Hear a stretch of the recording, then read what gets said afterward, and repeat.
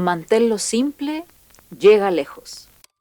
Por Janet Garcés González, cantautora, productora musical y preservadora audiovisual.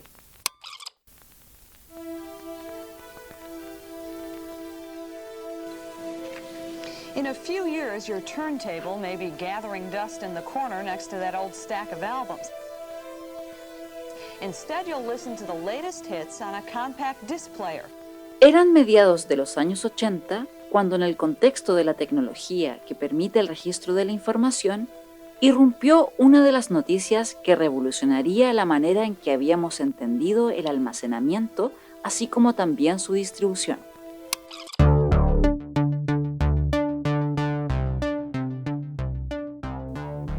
La invención del compact disc, también denominado CD por el grupo Philips Sony a principios de los 80, nos llevaría a dar el gran salto hacia estos tan esperados soportes ópticos que permitirían dejar atrás la grabación analógica realizada hasta esa fecha de manera magnética y mecánica, como era el caso de los cassettes y vinilos, los cuales habían regido el mercado durante gran parte del siglo XX.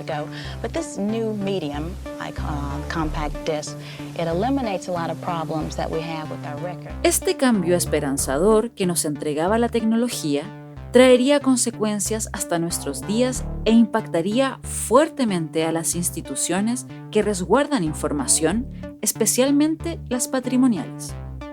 ¿Por qué? Es desde esa pregunta que nace esta reflexión. The compact disc, which its manufacturers say offers pure, perfect sound forever. El soporte que dura 100 años. Fue el eslogan principal de la publicidad impulsada por las empresas creadoras del compact disc para promover que debíamos correr rápidamente a este nuevo soporte y volvernos modernos y acordes a la nueva forma de registrar y reproducir la información. Comenzó a cultivarse la sensación de urgencia de que la música, los videos, los archivos, etc., debían tener este nuevo barniz moderno y digital. La posibilidad de poder migrar a esta nueva tecnología era la promesa cumplida de volvernos íntegramente digitales. Tomando de ejemplo el sonido, podíamos encontrar comentarios tales como que el sonido digital era más puro, más limpio y más definido que el sonido anterior, lleno de artefactos o ruiditos que lo hacían percibirse sucio o antiguo. No era moderno.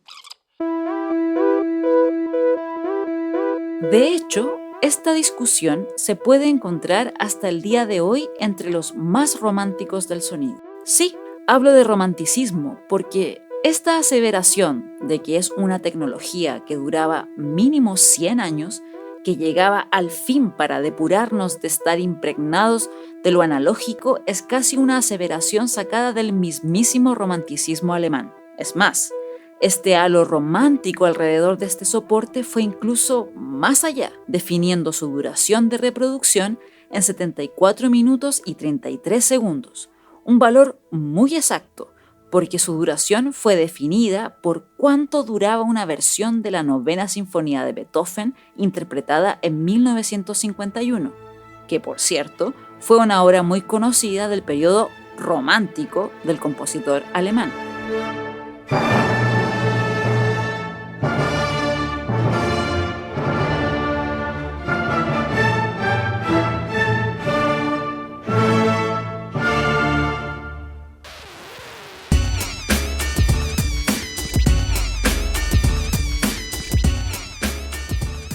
En la década de los 90 comenzaron a aparecer los primeros álbumes musicales en CD, los programas de computadora, y a finales de esta época ya eran utilizados masivamente para respaldar y guardar nuestra información.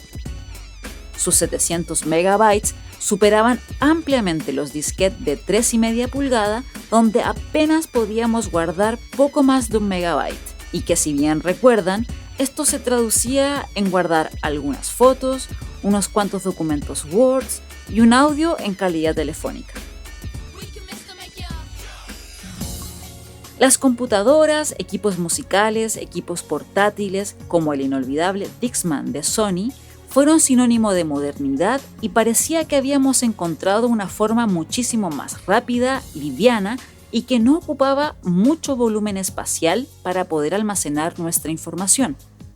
Por otra parte, las ciencias de la información y documentación estaban sufriendo una transformación a una velocidad sin precedentes. La curva de crecimiento que representaba la información almacenada en los soportes comenzó a tener un alza vertiginosa.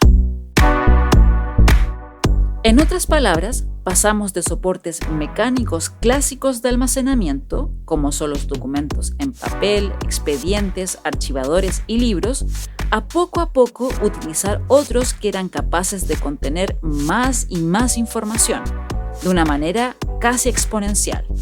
Cada vez podíamos almacenar más y más.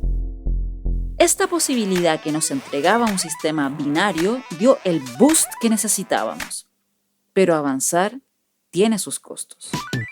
Así como despuntaba la cantidad de información que podíamos guardar, comenzaban a aparecer otros problemas, como la obsolescencia tecnológica y el aumento en el riesgo de perder grandes cantidades de información almacenadas. Lo que anteriormente podía significar una cantidad X de pérdida de documentos, con el nuevo contexto digital podría multiplicarse por miles. El escenario de las colecciones resguardadas en las instituciones culturales también se vio afectado por dichos cambios.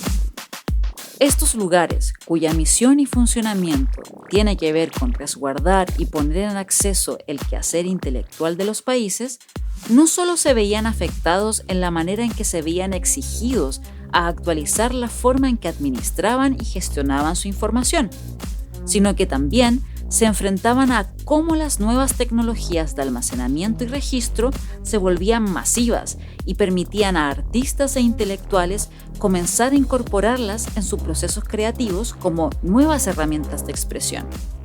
Podemos mencionar, por ejemplo, el videoarte, donde la masificación de esta nueva tecnología que registraba imágenes en movimiento en un sistema magnético abrió nuevos caminos en la experimentación, promoviendo una nueva forma de expresión en las artes visuales y que vino a reemplazar a la costosa película fotoquímica y sus laboratorios de revelado y moviolas.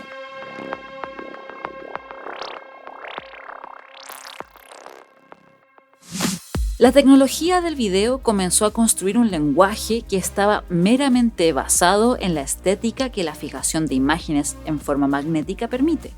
Las instituciones culturales, que en su momento resguardaban colecciones de pintura, papel y escultura, rápidamente comenzaron a colorearse de otras expresiones artísticas y viendo nacer nuevas colecciones de fotografía, sonido e imagen en movimiento. Inicialmente estos soportes, al no ser tradicionales, no fueron considerados en las normas de catalogación y conservación, trayendo cuestionamientos y exigiendo adecuaciones e innovaciones en este aspecto.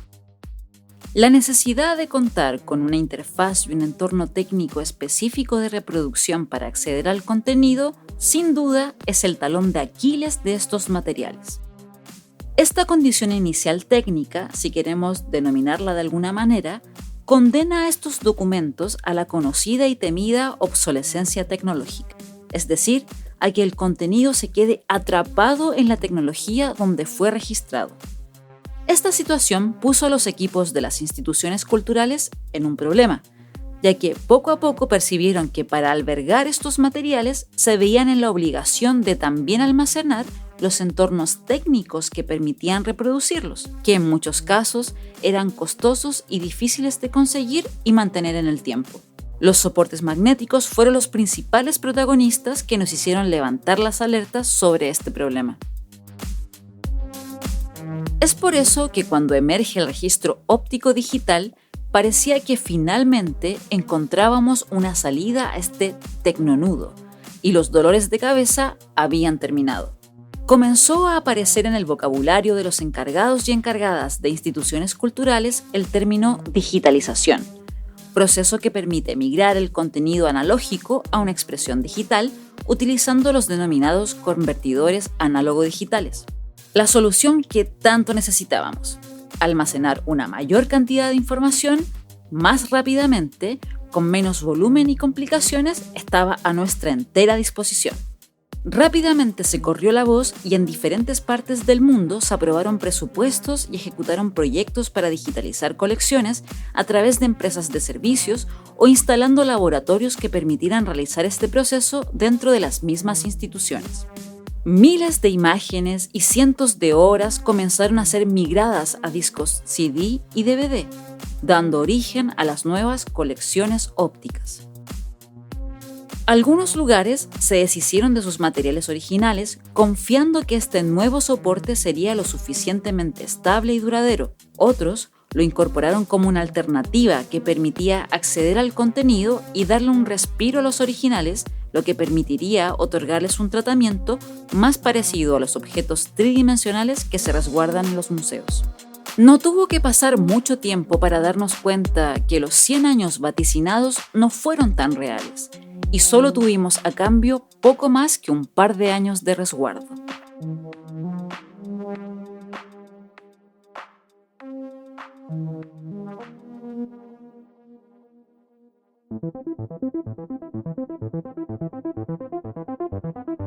Algunas instituciones no habían terminado de traspasar sus materiales a soportes ópticos cuando otras, que habían iniciado este proceso mucho antes, venían de vuelta diciendo «no lo hagan». Se había agregado un nuevo matiz a la urgente obsolescencia tecnológica. Ahora, además, debíamos lidiar con la inestabilidad y corta vida de las colecciones ópticas que tenían contenidos recientemente migrados.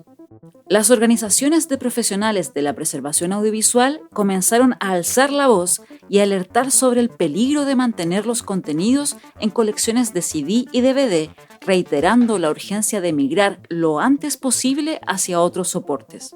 La tecnología óptica nos defraudaba en nuestra búsqueda por su inestabilidad y acelerada degradación.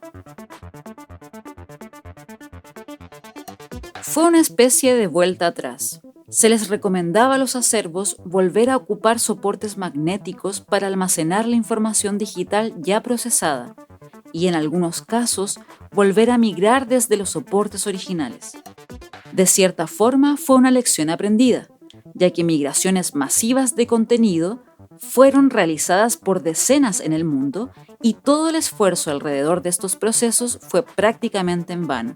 Igualmente, este hecho terminó abriendo paso a la idea de que la manera de conservar y preservar necesitaba cambiar, justamente por la velocidad en que la tecnología estaba disponiendo herramientas para registrar o expresar ideas. El concepto de que debíamos resguardar y prácticamente encapsular los documentos, obras y demás objetos se ponía en tensión y nos hacía replantearnos qué preservamos, cuánto preservamos, cómo lo hacemos y por cuánto tiempo. El proceso de digitalización nos obligó a entrar en esta discusión de lleno, ya que al tratarse de la migración de una información, obra o idea, para crear una interpretación de esta en un nuevo soporte dejando atrás su soporte original, nos sitúa ante la apasionante pregunta de si migramos el contenido y una representación digital de esta, ¿qué estamos transfiriendo en realidad? El soporte técnico disponible según la era es parte del contenido y/o la obra. Actualmente, la idea de que la preservación es un concepto estático y finito que se sostiene en la conservación de un objeto contenedor de información a través de una única vía que asegura su trascendencia en el tiempo, está siendo cada vez más tensionada y necesariamente actualizada. Al día de hoy, podemos atrevernos a pensar la preservación como un proceso dinámico que demanda la realización constante de acciones que van ajustándose al contexto en el que se requieren y que permiten asegurar que la información contenida en la tecnología correspondiente pueda ser capaz de viajar para ser revivida en otro contexto o temporalidad y que podamos acceder a ella. Después de todo, asegurar el acceso a la información contenida en las colecciones resguardadas es básicamente la misión de todas las instituciones culturales del mundo. Ante este momento tecnohistórico que nos vemos enfrentados, podemos hacerlo tomando la responsabilidad asociada a nuestro rol como profesionales de la preservación, pero también abrazando su rasgo transitorio dentro de esta cadena de acciones necesarias para que la preservación se lleve a cabo y que desde un punto de vista macro es lo que finalmente permite que la información se preserve. Si incorporamos este aspecto temporal pasajero, de cierta manera estamos trabajando para que nuestros yo del futuro, profesionales igual que nosotros, puedan solucionar los desafíos y seguir asegurando que los contenidos trasciendan. Desde ese lugar, podemos darnos cuenta que nuestro objetivo y rumbo se transforma en encontrar soluciones y estrategias que puedan tener continuidad y consistencia en el paso del tiempo, más que en lograr una solución definitiva que ya hemos aprendido no es tan real de alcanzar.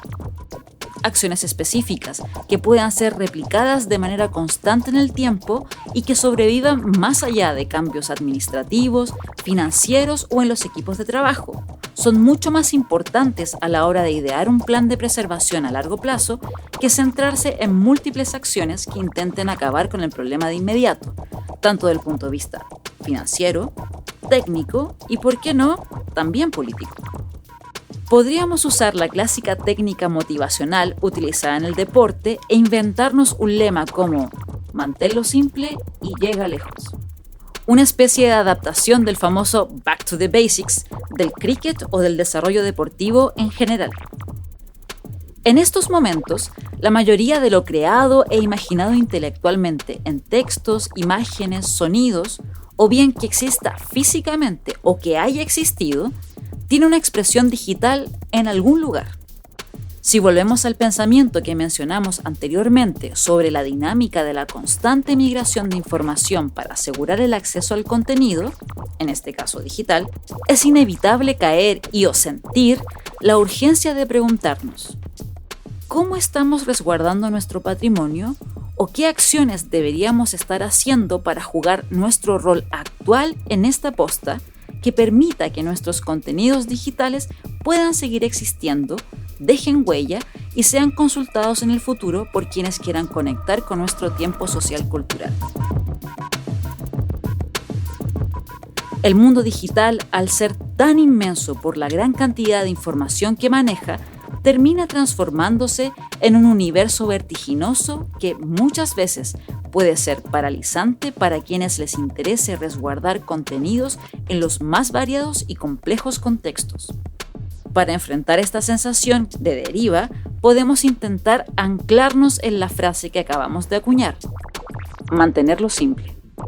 El 2013, el National Digital Stewardship Alliance, NDSA, creó un recurso guía que permitía apoyar a quienes estaban en pleno desafío de preservar el contenido digital, el llamado Niveles de Preservación Digital, y que fue lanzado finalmente en el 2019.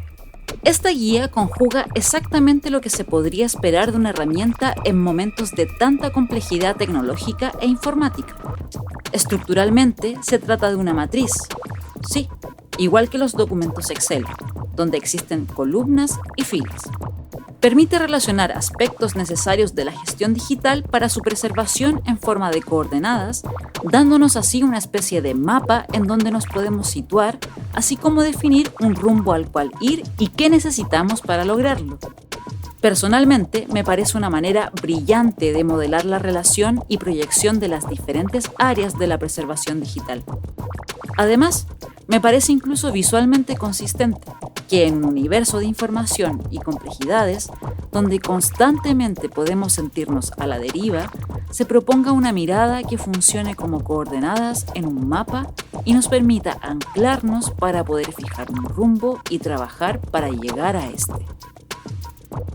Aspectos como el almacenamiento, integridad, control, metadata y contenido son las grandes áreas que son cuantizadas en este modelo con niveles perfectamente descritos, los cuales nos permiten rápidamente situarnos e identificar en qué punto de la matriz nos encontramos en nuestros acervos.